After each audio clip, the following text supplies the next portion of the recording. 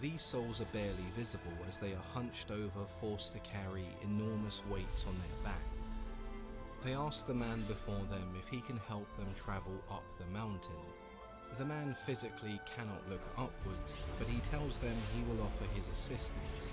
His name is Umberto, a man who was so proud it led to his death. His arrogance caused himself and his family much pain, but now he is slowly learning to be humble. Ahead of him is another man, Oderisi, a once famous artist who was replaced by a much younger artist. He now understands that in the bigger picture, human fame means nothing. Success and fame are fleeting. As Dante talks to these souls, he finds himself bending over to see their faces. In doing so, he is imitating their suffering and starting his own cleansing process. As they continue on, Dante realizes that pride is a sin he has been guilty of. His self-awareness is another sign of self-improvement. When he looks down, he sees several hideous statues and carvings. Lucifer falling from the heavens, Arachne who was turned into a spider, and Briareus, a giant impaled on a thunderbolt. These figures all represent the acts of succumbing to pride or one's ego. As he witnesses more, Dante remembers instances where his own pride has clouded his judgment. Agreeing to pray for the souls in this terrace, they show him the path he must follow. When they arrive, standing before them is the Angel of Humility. He takes them to the stairway that leads to the next terrace, and acknowledges that Dante's prideful sins have been absolved. With his wing, he brushes off one of the letter P's from Dante's forehead. As they leave this terrace, they hear songs of joy, and Dante points out the difference between this and the screams in hell whenever they entered a new circle. He also notices he feels lighter, making the ascent slightly easier than before. Virgil explains that this is because his sins of pride have been cleansed, and as this process continues, the journey will become easier. The second terrace is that of envy. Once there, Dante and Virgil notice no one else around them, and so Virgil uses the sun as a compass to guide them. When they eventually come across other souls, Dante notices they are dressed in black and blue, matching the colour of the stone on this terrace. As they approach, they hear these souls singing and holding on to each other. It is now Dante sees their true punishment. The reason their hands rest on the shoulders of the soul in front of them is because they are blind. Their eyelids have been sewn shut using iron wire. This sight is enough to bring Dante to tears as he is reminded of the blind begging on the streets. Despite Virgil's disapproval, Dante still feels the need to speak with them, and so he asks if any are from Italy. A woman named Sapia responds, telling him she often received more enjoyment from the misfortune of others than her own good fortune.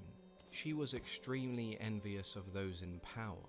When she questions Dante as to who he is and why he's still alive, he tells her he will pass through this terrace and only be momentarily blinded because he felt he was more prideful than envious. Sapia agrees to guide them through the terrace in exchange for Dante's prayers back on Earth. To Dante's amusement, two souls in front of him argue amongst each other before they notice him observing. One of which tells him he was jealous of his neighbour's happiness, and his envy only grew as time went on. As they continue, Dante hears the booming of several different voices. These are the envious who are punished, serving as examples for the rest of the souls to learn from. Some examples given were Cain, who was jealous of his brother, and Aglarus, who was turned into stone because she was jealous Hermes loved her sister more than her.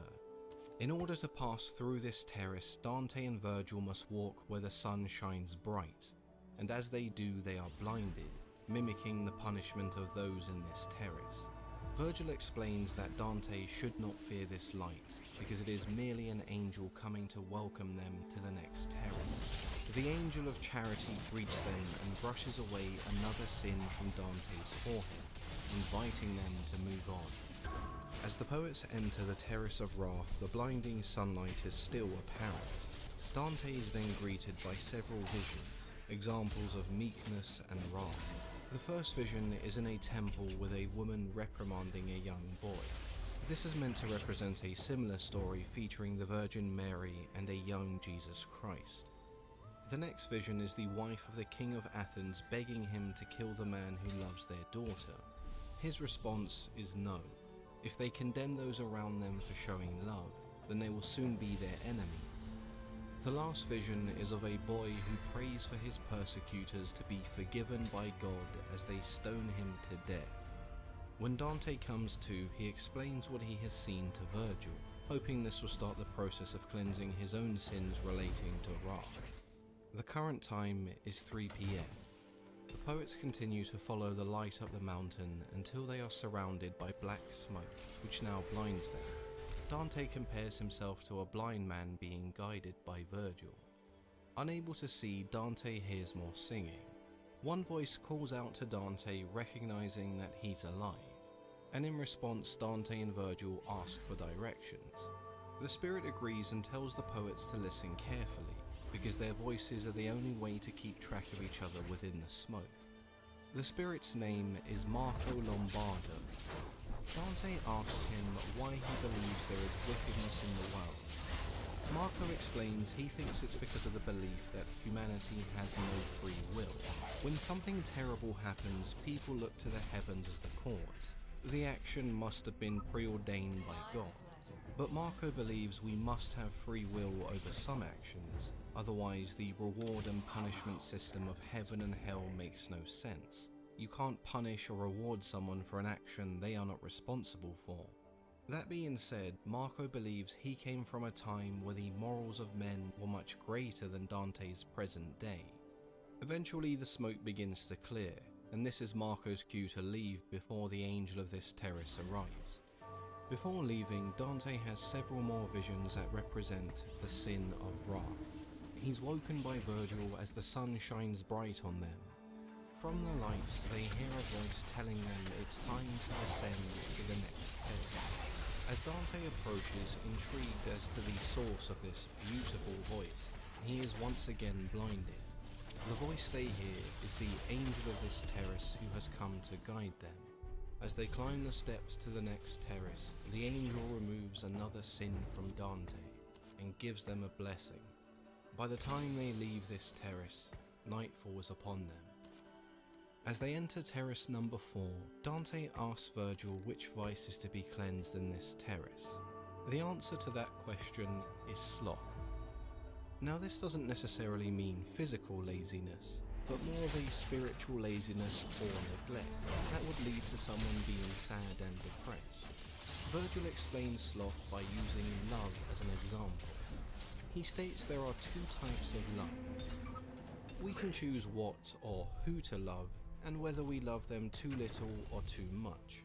These are mistakes we can make. The second type of love is love towards God himself, which can never be a mistake. If your love for God is your priority, then you can never succumb to evil. However, this changes when your love for God takes a back seat. In Virgil's worldview, love is the driving force for all of our actions and decisions. All of our vices and virtues stem from love. Those guilty of sloth in this case have given up on the pursuit of love and have turned their backs on God and their own happiness. Most of the spirits in this terrace don't have much time to talk to Dante, and so Virgil guides him through how to cleanse this vice. As the night goes on, Dante decides to get some rest and begins to dream about a beautiful woman. This woman is actually a siren. The siren here is a symbol of gluttony and lust. Dante is seduced by the siren's song. He doesn't notice the arrival of a second woman who is dressed much more saintly. This woman doesn't seem too happy that Virgil allowed this situation to happen. Realizing his mistake, Virgil runs over to the siren and tears off her clothes. Rather than being in awe of the naked woman in front of him, Dante snaps out of his trance. He smells the siren's putrid stench and foul appearance. He now sees her true nature. When Dante wakes, they hurry to the entrance of the next terrace. and there to greet them is the Angel of Zeal. Having proven himself in his dream, the angel brushes off another sin and shows them passage to the next terrace. The last 3 terraces are devoted to those who either misplaced their love or showed too much. They are the terraces of avarice, gluttony, and lust. Terrace number 5 relates to the vice of avarice, meaning greed for physical goods and extravagance, or the ambition to gain power and social status. As they pass through this terrace, they see the penitent souls lying face down on the ground in chains weeping. When they ask for directions, they are told if they do not share a similar punishment, then they should look to the path on the right. The first soul Dante speaks to is Pope Adrian V, who is here because of his ambition for political power within the church. Eventually he began to lose interest in his mortal life, and so he began to focus on the afterlife, which is why he finds himself here and not in hell. They continue down the path when they hear a female voice calling out to them. She describes Mary giving birth to Jesus in a stable as an example of how poor she was. This becomes common with other souls discussing their stories of poverty. Soon the poets realize the way to cleanse the sin of greed is with generosity. Dante begins to hear more stories of generosity as opposed to avarice. Fabricius was a Roman politician who refused to take bribes that would have furthered his own position. He then hears several stories of someone who gave money to poor women so they could afford to get married. The next soul Dante comes across is Hugh Capet, a king of France who shares some of his stories. He also tells Dante the souls in this terrace discuss acts of generosity during the day and sins of avarice during the night. All of a sudden the earth begins to shake, and only Dante and Virgil seem concerned, so they take this as a sign to make haste. The last man they come across is compared to Jesus Christ shortly after his resurrection. Dante and Virgil here are the 2 disciples he meets on the road. When he questions who they are, Virgil explains that Dante was meant to reign with the righteous, but he has fallen off his path, and it is Virgil's job to guide him. The man is overjoyed hearing this, mostly because he is a big fan of Virgil's work. The man reveals himself as the Roman poet Statius. The tremor they felt earlier only happens when a soul is ready to ascend to paradise. On this occasion the tremor is because of Statius.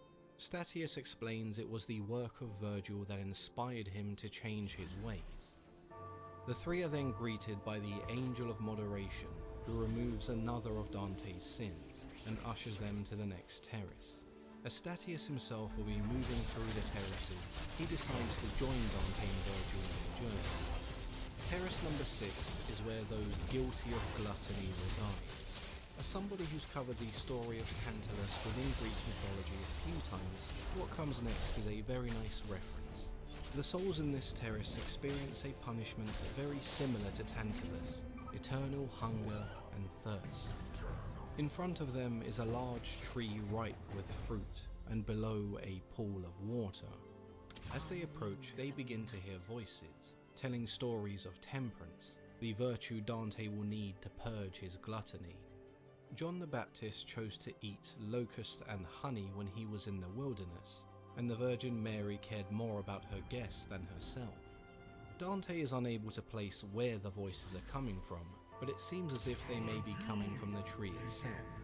Before he can be tempted by the fruit, Virgil urges Dante to continue on the path ahead of them. Now they finally see the souls that reside in this terrace. Dante is horrified by how starved and skinny they are. Their skeletons are almost completely visible. Again Dante begins to hear voices, warning him this tree represents the tree of knowledge that Eve ate from in the Garden of Eden. They also begin to tell stories of gluttony. The stories continue as they walk on. Eventually they come to a halt when they see a red light. This is the Angel of Temperance, who shows them the path they must not stray from. As Dante was able to avoid temptation, he had shown enough temperance or self-restraint for the angel to remove the sin of gluttony. Now we move on to terrace number 7. where the lustful reside. To enter this terrace, one must pass through a giant wall of fire. Our poets tread carefully before reaching the wall. Here they see other souls walking through the flames and giving examples of lust. One of them being the cities of Sodom and Gomorrah, cities that were mentioned in the book of Genesis. Those repenting here do so for acts of inappropriate and misdirected sexual desire. To purge themselves of this sin, they look towards the Virgin Mary and chastity. As the sun begins to set, the poets are greeted by the Angel of Chastity, who urges them to proceed through the fire, but Dante remains frozen to the spot. Virgil persuades him that there is nothing to fear. Unlike hell, there is no chance of death here. With this, Dante shows his faith in God as well as in Virgil, who has led him this far. He steps forward and passes through the wall of fire. On the other side, they are greeted by another set of steps, which they choose to rest on until sunrise. When light breaks, Dante and his two guides climb to the very top. Here Virgil congratulates him. Dante is now free. He no longer needs a guide. He urges Dante to go ahead and explore the earthly paradise on his own. We then have one final verse from Virgil. Wait no further word or sign from me. Your will is free, erect and whole. To act against that will would be to err. Therefore I crown and mitre you over yourself. Dante is free from purgatory, but he doesn't know these are the last words he will ever hear from the man he considers his guide, mentor, and friend. At the very top of Mount Purgatory sits the earthly paradise, which is pretty much the Garden of Eden, a vibrant forest full of greenery and lush surroundings that embody the peace of Eden before Adam and Eve fell from grace. The earthly paradise cantos are notoriously difficult to completely understand because much of it is symbolism. This is where Dante must confess all of his sins. The first person Dante comes across is a young woman holding flowers singing by a riverbed. When he gets closer, he recognizes a song similar to one sung by Demeter when her daughter Persephone leaves for the underworld during the winter. Dante is confused as to why all of a sudden he can feel the wind on his cheeks, as Statius told him purgatory does not experience weather. The woman explains that as the Garden of Eden is where humanity committed the original sin, things here work slightly differently. She also mentions the waters here have special properties, the power to make one forget all of their previous sins, or remember all of the good deeds they have done. When Dante turns around, both of his companions are there smiling. A bright flash of light passes through the forest, and when Dante regains his sight, he sees what appears to be 7 trees in the distance. As he gets close, he realizes the trees form a candelabra, and the flames from the candles light the sky. The lights are closely followed by a group of people all dressed in white. Dante describes 24 elders dressed in white with crowns made from lilies. Behind the elders are 4 animals wearing crowns made of green leaves, each with 6 wings, feathers full of eyes. Behind the animals is a chariot being pulled by a griffin. On the right side there are 3 dancing women, one dressed in red, one in emerald, and the third in white. On the other side there are 4 more women dressed in dark red or purple. Behind the chariot there are 7 men, 2 elderly men, 4 humble men, and 1 man walking alone. Much of the Divine Comedy at times feels like a lucid dream, and you'd be forgiven for reading this description and having no idea what is actually happening. It may not be entirely comparable, but processions relating to the church were fairly common in the Roman Empire. Everything we see in this ritual is symbolic of something else, much of it borrowing from the New and Old Testament. As the chariot comes to a halt, angels rise and cast flowers into the air, from which emerges a woman in a red dress and white veil, with a crown of olive branches. Dante recognizes this as Beatrice. When he turns to Virgil to tell him he was right, his friend is no longer there. Beatrice symbolizes the path of God that Dante must follow. Virgil, if you remember from Inferno, resides in the circle for virtuous pagans. He wasn't necessarily a bad person, he just didn't believe in God. In Hell and Purgatory, Virgil's guidance was needed, but now Dante must ascend to heaven, and for that he needs a true believer, and so we see Virgil pass the torch to Beatrice. Dante sheds a tear for his friend who has taken him this far, but Beatrice tells him to cry no more because of Virgil's disappearance. The earthly paradise is no place for tears or sorrow. Dante confesses to Beatrice that after her death, he turned to material belongings to distract himself from his pain. She then admonishes him, claiming her death should have had the opposite effect.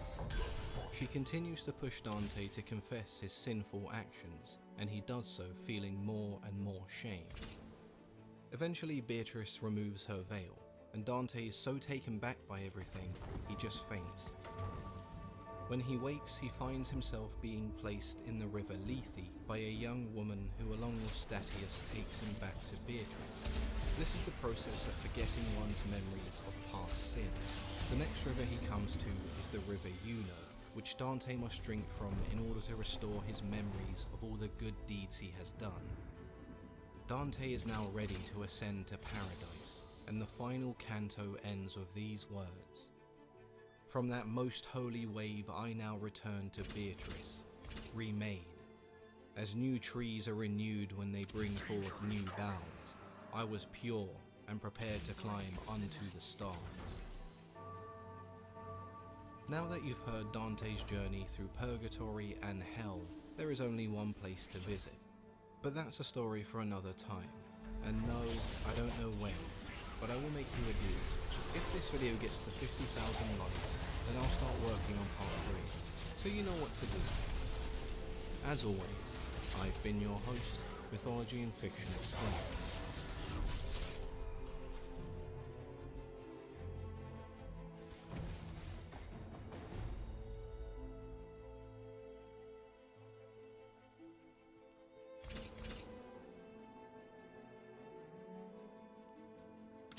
Before the light!